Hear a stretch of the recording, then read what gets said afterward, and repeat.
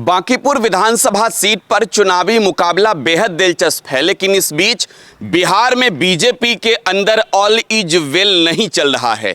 इस वक्त जो हमारे पास जानकारियां हैं, बंटी कुमार, जिस व्यक्ति को पहले टिकट मिला अभिषेक कुमार बंटी को, उनका टिकट जो है वो अब दूसरे व्यक्ति को दे दिया गया है, नीरज कुमार को दे दिया गया है। अब इसको लेकर बिहार में काफ़ी सियासी चर्चाएं हैं। इस बीच राजनीतिक गलियारों में ये खबर काफ़ी तेज है कि बिहार बीजेपी के अंदर बड़ा बवाल मचा हुआ है। देखिए, पहले नितिन नवीन जो बीजेपी के राष्ट्रीय अध्यक्ष हैं, उनके करीबी अभिषेक कुमार बंटी को भारतीय जनता पार्टी ने बांकीपुर उपचुनाव में टिकट दिया।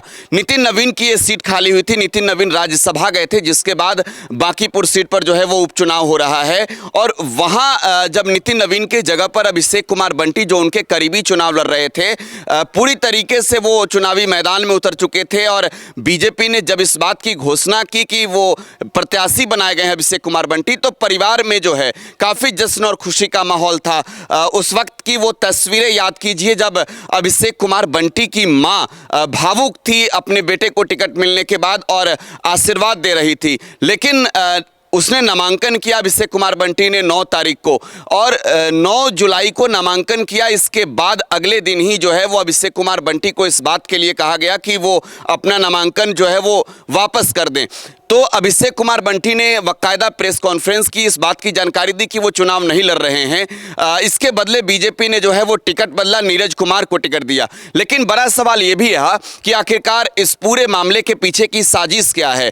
क्या किसी बड़े राजनीतिक षड्यंत्र के तहत अभिषेक कुमार बंटी का नामांकन वापस करवाया गया? उन पर इस बात के लिए प्रेशर बनाए गए कि वो चुनाव न लड़े। अब उनके परिवार के लोगों की प्रतिक्रियाएं आ रही है। एक बयान काफ़ी चर्चा में है अभिषेक कुमार बंटी के पिता का।